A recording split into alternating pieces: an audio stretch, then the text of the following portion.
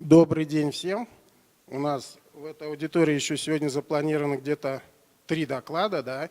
Первый доклад это будет мой и Артема. Да. Он будет посвящен теме, скажем так, запуск Postgres на больших толстых машинах, многопроцессорных, многоядерных, с большим количеством памяти и реальный, соответственно, опыт эксплуатации на данных железяках. Вот. Ну, Артем сейчас начнет, расскажет вообще, как наш доклад называется, а я уже расскажу о том, как мы это тестировали все и подведу какое-то резюме, как вообще работать на больших толстых машинках.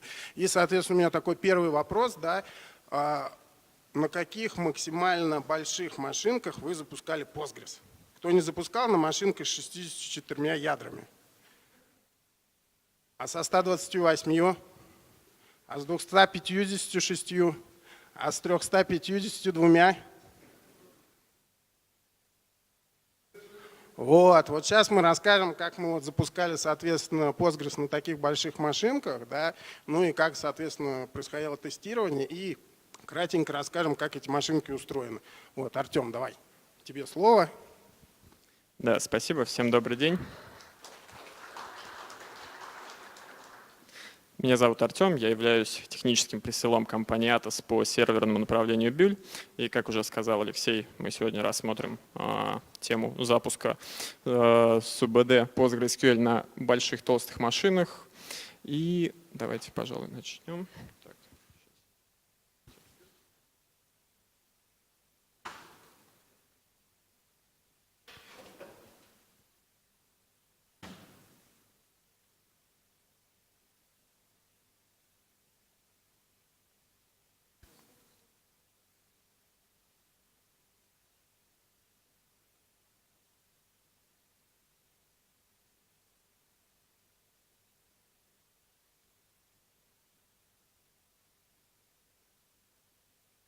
Да, прежде всего хотелось бы сказать, что про PostgreSQL, про Postgres Pro в эти 2-3 дня уже было сказано достаточно много. Думаю, нет смысла останавливаться. А вот про то, что такое Bullion, хотелось бы в 2 словах рассказать. Bullion — это технологический бренд компании Atos, который занимается разработкой серверов, суперкомпьютеров и прочих решений с большим количеством процессоров, большим количеством ядер и так далее. Несмотря на то, что в России это еще довольно свежее, довольно новое для многих название, в Европе это уже давний, хорошо зарекомендовавший себя бренд, и это, на секундочку, старейший IT-бренд Европы. Еще на стыке 20-х годов 20 века норвежец Фредерик Розенбюль разработал табуляторную машину.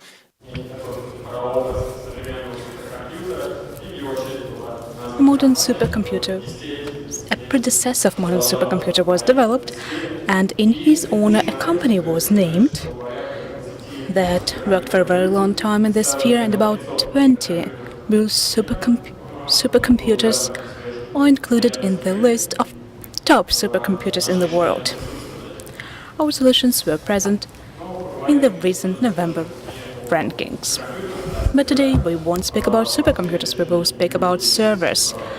Bull portfolio includes Power Service X-Scala and other service x87 service. This is something that I want to discuss today. The first of our servers is Bullion S. This is a construction. Starting from 2 processors, you can scale up the number of processors up to 16. One 3-unit node includes 2 processors.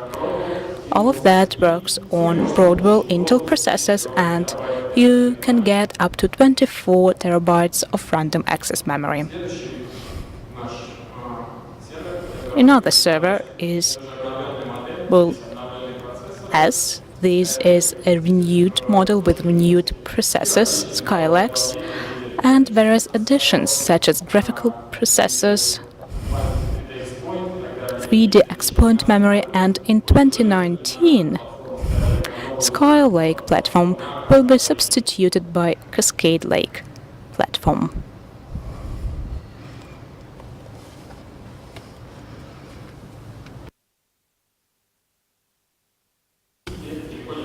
And now let's move on to testing About a year ago, we received an offer from a customer to test our servers for high-load PostgreSQL bases to see the way they will behave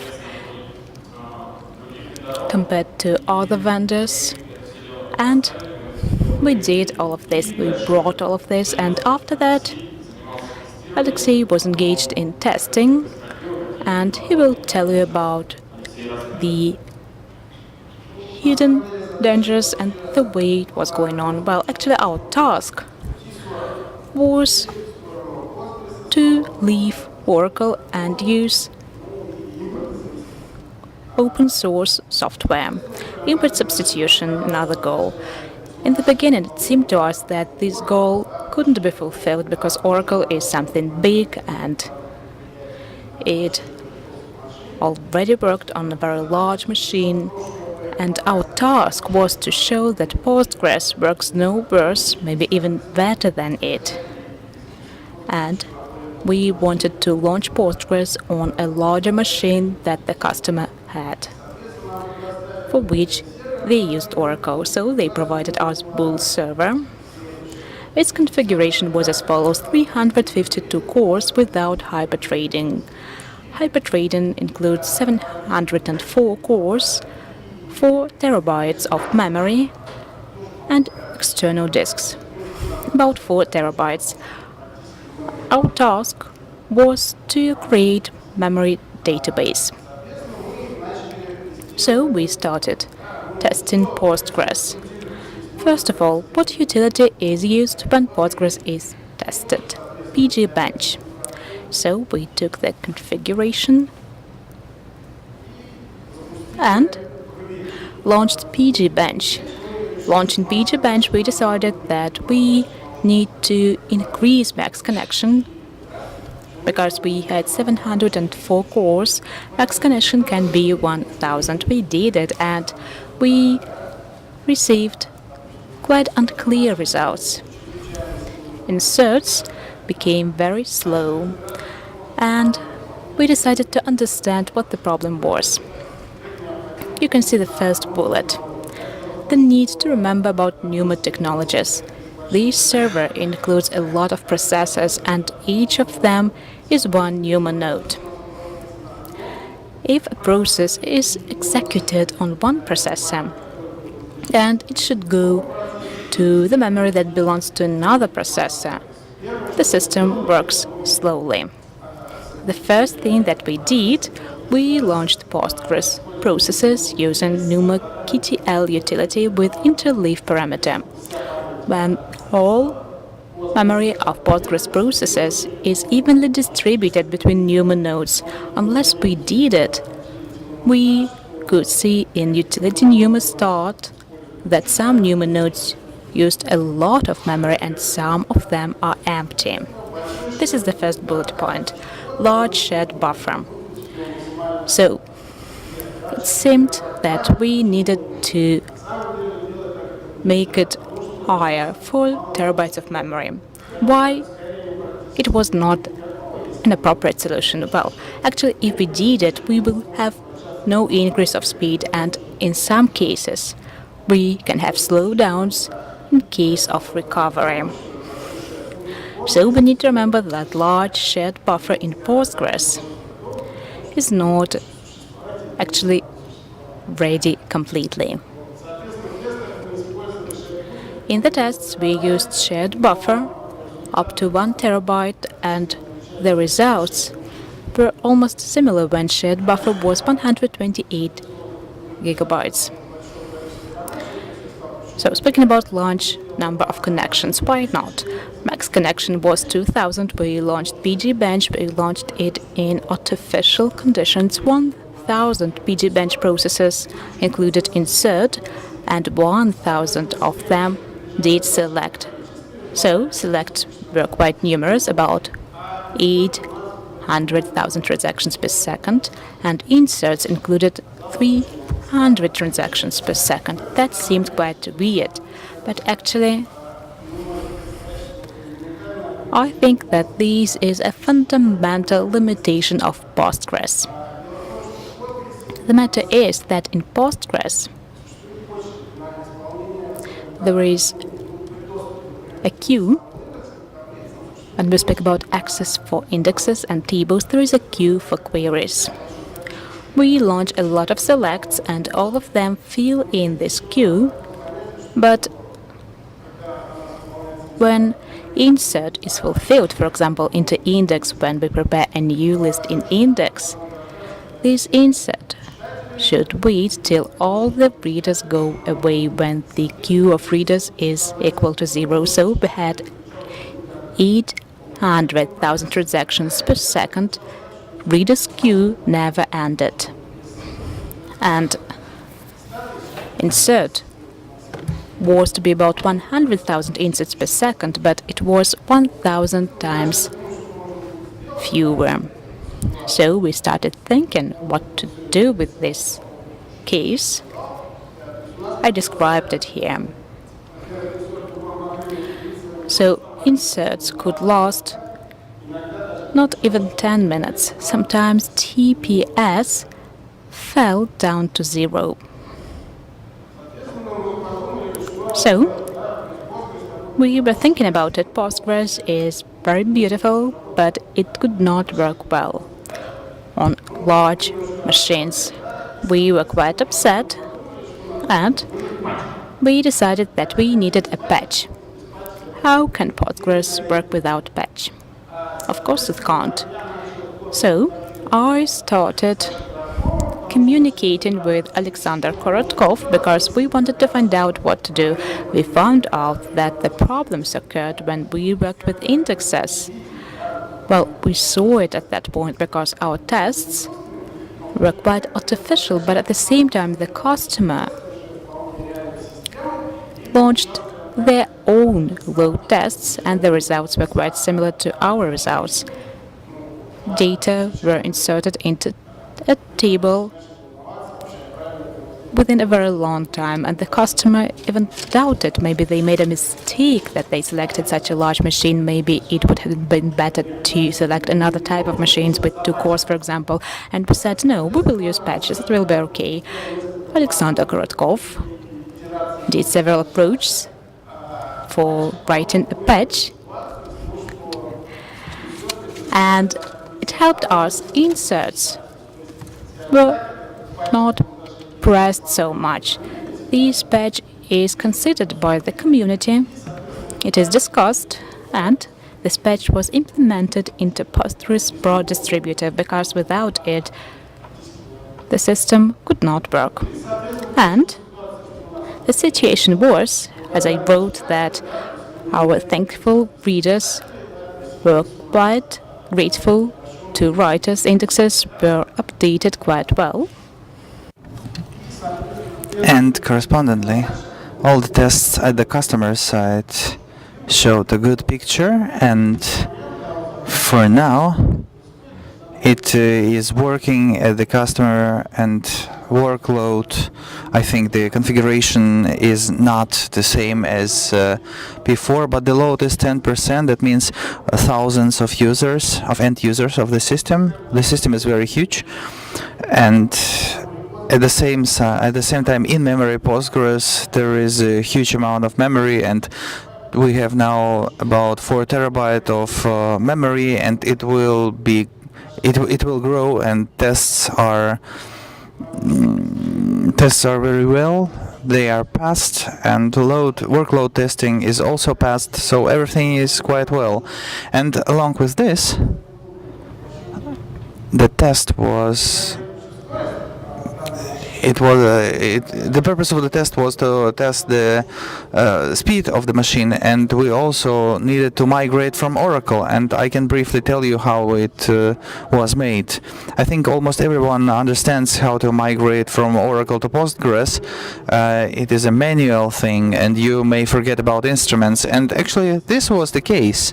The system that was the initial system, we could not rewrite it for Postgres. It's impossible, because you need to take into account some nuances of Postgres. There were some presentations about migration from Oracle, but I'm of the opinion that it's easier to write the new system than to rewrite the old code that is established during years with all of the applications. It will be easier, and thus you can take into account all the peculiarities of the new database, and I think it's the best way here.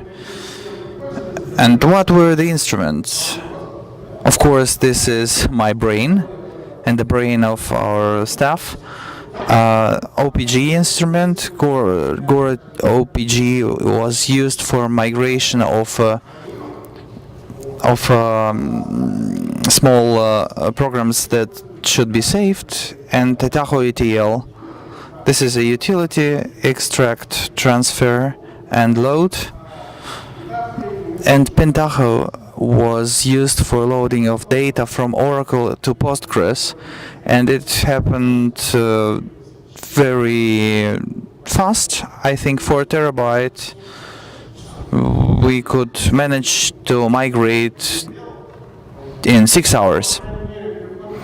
It was not I did not make it, but everyone was happy, and it is now operating very well. And here you can see some graphs. This PG bench, the PG bench that was tested.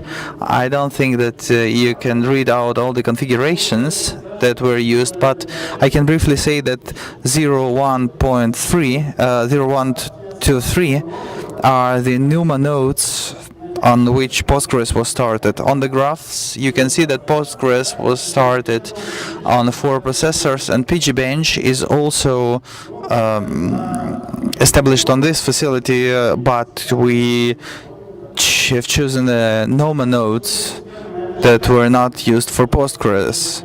Why did we do it like this? Because we have many nodes and many cores, and at that same time we needed to make stress test, and with use of network you cannot make it because your performance will fall 2 or 3-fold, and correspondingly that was made for the sake of speed. And on the graphs you can see that we have blue ones, red ones, green ones. You see the Bullion 16. That means 16 socket configuration. Bullion. Yes, Bullion, not Bullion. Bullion is modified. It underwent patching with Firelog patch. We used Postgres Pro distributive, and here you cannot see the difference, the big difference, when you migrate from 8 cores or from 8 sockets to 16 socket configuration.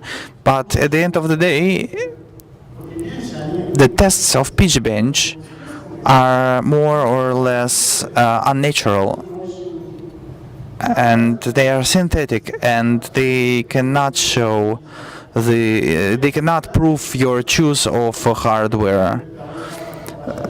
But when you make tests of one and the same application on one and the same hardware, you will arrive at the results that will be needed for your decision. And the real application has proven itself better on the hardware that is better. And PGBench, from my opinion, PGBench is not ready to operate on the big hardwares. So the maximum, who from you knows how many connectors do you need for PGBench? So it's the maximum is 1000 connectors, and when the people who created PGBench, they could not really think that you will probably need more than 1000, and we could get rid of this limitation. We could start several PGBenches, so up to 1000, but several. But as I said, after the testing of this huge hardware, I understood that PGBench is an unnatural test. Here on the graph you can see that the more clients you have, the less C's you have, and this is the fight over one string at the same time. This is the competition for the sake of one string. You have many clients, many processes that are baking the backends, and at the end, you see that the test begins to degrade in terms of its performance.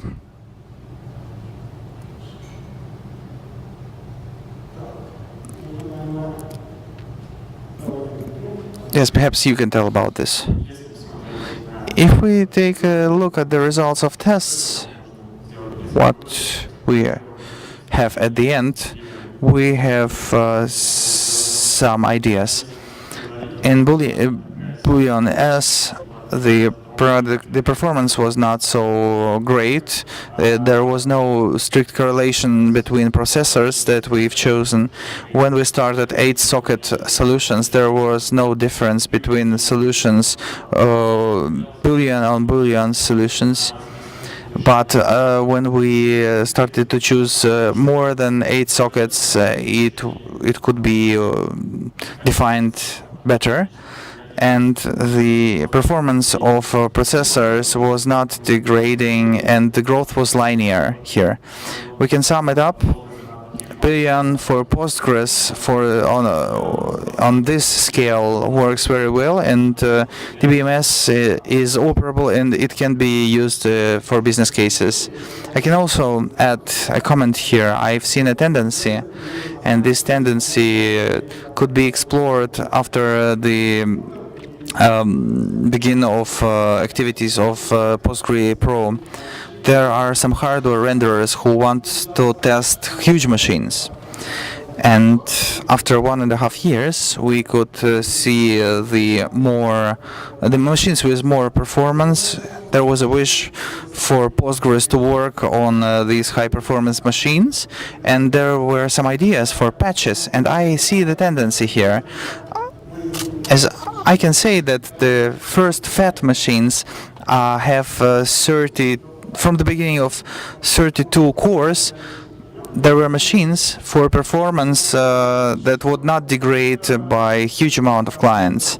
46 cores, and at 46 cores we arrived at a new patch. At the beginning of Postgres Pro, we have testing some hardware. I cannot remember it quite well right now, but there was a new patch with 160 cores, and there was a high degradation with work when we worked with huge amounts of clients. And performance version 9.4 compared to 9.5 in PGBench for a huge amount of clients. Well, there was 160 cores. Perhaps there was a difference, but not a twofold, but tens of percents difference. So this is the tendency. I think in 1.5 years, when we will have thousands of cores, we will get a new patch, and community knows about this. Community understands this, and community is not asleep, and community is ready for new ideas and new patches. And I think Postgres will well behave on machines with 1,000 and more cores. We do have another slide. Yes, we need to tell about the machine, how the machine works. Yes, I will describe it briefly. I will tell you about Bullion technology. It was very topical during the testing. Now we have a new technology, and the new technology will be represented on the new slide. As you know, Intel is not letting to connect more than 8 processors. Still, it lets, but it does not make it per se. But there is a possibility. This is our concept of new architecture, Bullion coherent switch, that would increase quantity of copy links from 3 to 7. And we arrive at a higher performance from 9 to 9.6 geotransfers per second to 14 geotransfers. As you can see, every processor is connected to the other processor, and it results in performance growth. And the same architecture is used in new servers, BullSequana S800 and plus. And here we have increased performance. Now it has 25 giga transfers per second, and there are two regimes. One single rail regime when we have one controller for two processor, and dual rail. This is for stress strain stability, for increase of performance when we have for two processors already two connections. But still, in service BullSequana S,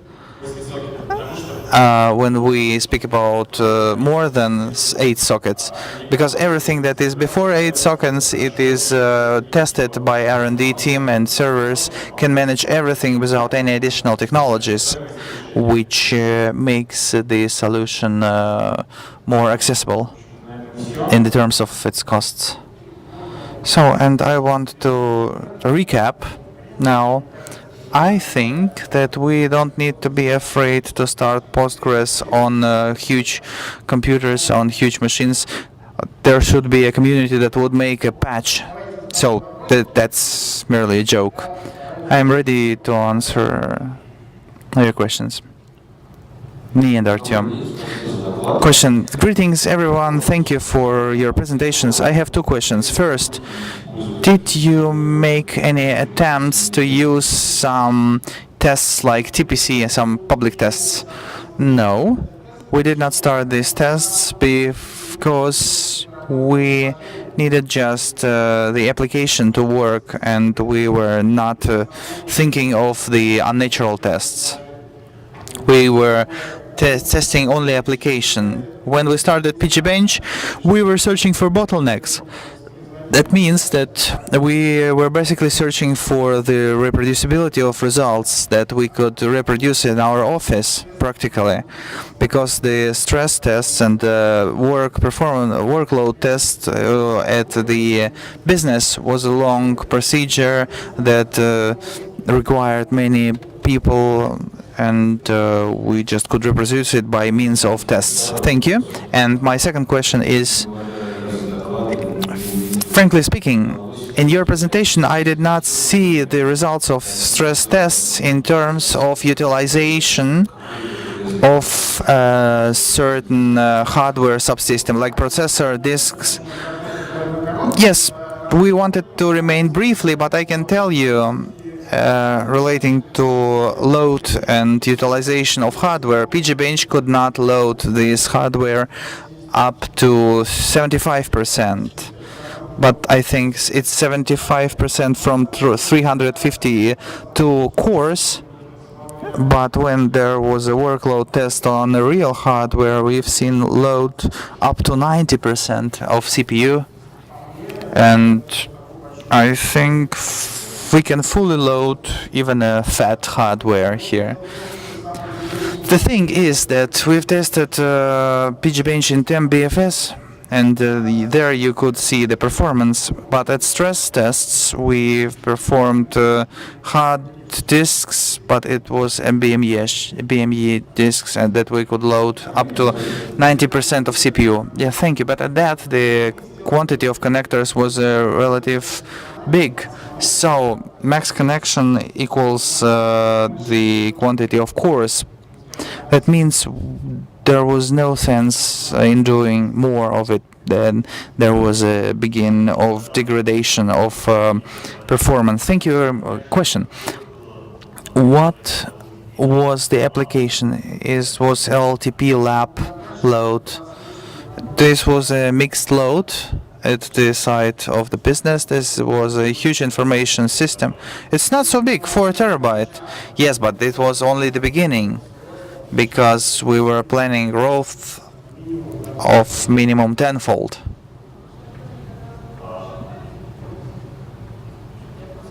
I was just asked, what about the scaling? Did you scale it up? No. The scaling was checked in relation with CPU.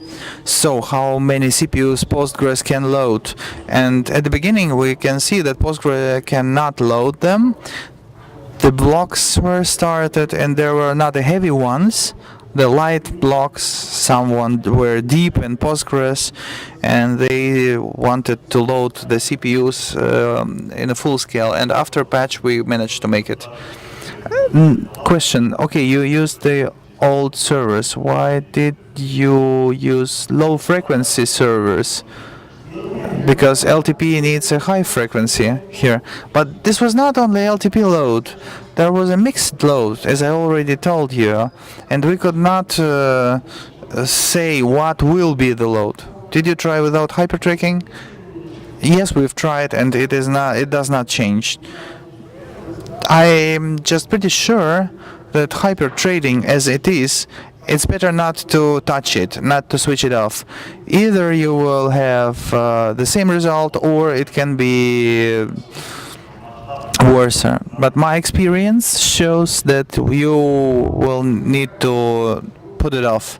Yes, but in our test we put it off also, and nothing changed.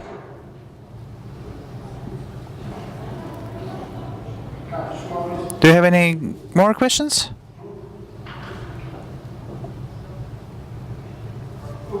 Question: what is the version of Postgres and patch? We've used Postgres Enterprise 9.6. Thank you. Yes, because on this moment at tests we had a 9.6 version. At that there was Postgres 10, but we didn't have an enterprise version for it. Yeah, that's all. Thank you.